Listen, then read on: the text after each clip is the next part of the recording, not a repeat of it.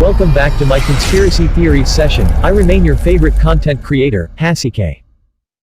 HIV/AIDS, acquired immune deficiency syndrome (AIDS), is the ultimate stage of infection for people who contract human immune deficiency virus (HIV). HIV annihilates the human immune system to the point where it ceases to function.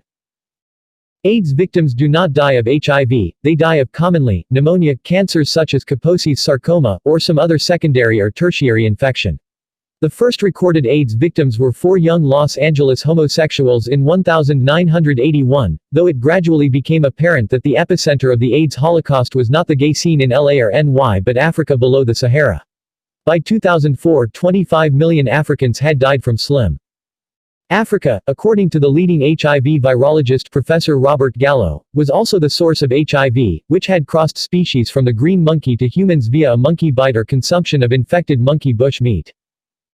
This little green monkey theory failed to convince everyone, even sections of the medical establishment. How, cynics asked, could 80 million people become infected via sexual intercourse, intravenous drug use, blood transfusions from a single source in the space of 3 decades? The numbers did not stack up. Referencing Dr. Robert B. Stecker, MD Ph.D. In 1983, Stecker was conducting research for the Security Pacific Bank in the U.S. into the risks of providing health cover for people who were HIV positive. During this research, Stecker and his attorney brother Ted allegedly discovered thousands of documents which proved that AIDS was a man-made disease. When they sent their proof to politicians and government, they were ignored, so they made the video the Stecker Memorandum. According to the Strecker's own advertising, the Stecker Memorandum. It is 96 minutes of the most startling, controversial, and information-packed video you will ever see. It disputes virtually everything the American public is being told by the government, the so-called AIDS experts and the media. In fact, after seeing it you will know more about AIDS than 99% of all doctors in America. The controversial truth revealed to those who paid $30.95, at 2007 prices, for the Stecker Memorandum was that HIV was a virus artificially created by the U.S. military which had then been distributed by the World Health Organization under the auspices of its smallpox vaccination program. Stecker claimed also that the HIV virus was so minute it could pass through the molecular structure of condoms, thus rendering the safe sex campaign useless, and indeed that HIV could be transmitted human to human without exchange of body fluids.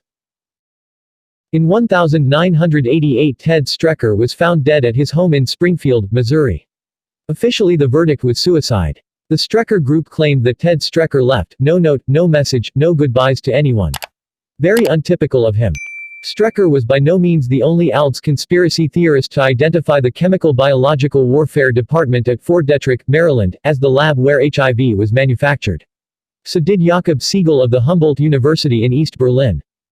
In 1986, Siegel and his wife Lily announced that HIV was an artificial splice between Visna virus, which affects sheep, and HTLV1, a retrovirus which affects humans, and that it had been created at Fort Detrick in 1977 and tested on nearby pre-1ers, who had then gone into the general community and spread the virus.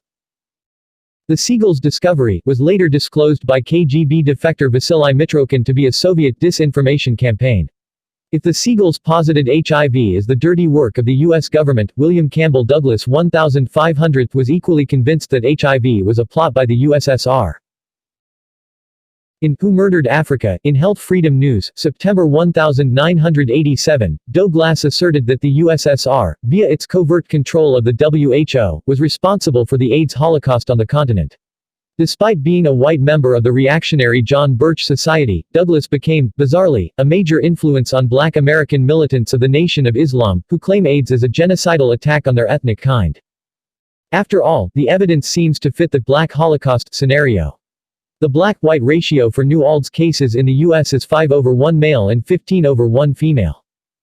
AIDS is the leading killer of black Americans aged 25 to 44. Approximately 60% of all AIDS cases worldwide have occurred in Black Africa. There is also the indisputable proof that the U.S. government has experimented on black citizens. Starting in 1932, the Tuskegee syphilis study deliberately infected hundreds of black Alabama men with the sexually transmitted disease to monitor the effects of non-treatment. The experiment was not wound up until 1972 when a worker blew the whistle. The Black Genocide thesis was given added fuel by Dr. Leonard Horowitz's 1996 emerging viruses, AIDS and Ebola. Nature, accident or intentional. According to Horowitz, AIDS was invented at Fort Detrick, of course, and the Rockefeller Institute for Medical Research by protégés of the Nazi eugenics scientists brought to the U.S. after the Second World War.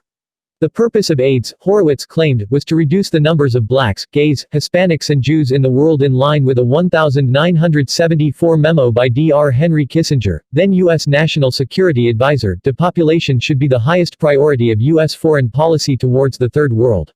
Reduction of the rate of population in these states is a matter of vital U.S. national security. The U.S. economy will require large and increasing amounts of minerals from abroad, especially less developed countries. The verdict. Just as there is no visible end to the AIDS epidemic, there is no sight of an ambiguous understanding of its origins or its course. At least one leading molecular biologist, Professor Peter Duesberg of the University of California, even denies any connection between HIV and AIDS. While the Times of London published in 1987 a 4-page report with strong evidence that AIDS in Africa did shadow the WHO smallpox vaccination program, probably because the vaccination activated a dormant HIV virus in the recipient. Or, in other words, the mad Dr. Stecker may have been partially right. Where science failed to authoritatively fill the vacuum, it is hardly surprising that conspiracy theories should have rushed in and flourished. At least 50% of Black Americans, according to a 2005 study by a University of Oregon academic, believe that AIDS is an artificial construct, and 10% hold that the CIA developed the HIV virus. Unfortunately, many of the AIDS conspiracy theories are as deadly as the disease itself. They deny the validity of safe sex and clean needle programs. After all, why bother using condoms if AIDS is a bio-weapon that can be caught by casual contact? Nor is there any real evidence that the alternative cures promoted by Stecker, Raman spectroscopy, Boyd Graves, colloidal silver, and others have any effect in treating AIDS. AIDS is an engineered virus designed to reduce black population of the globe.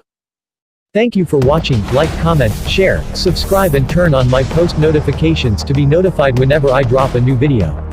Till next time, bye.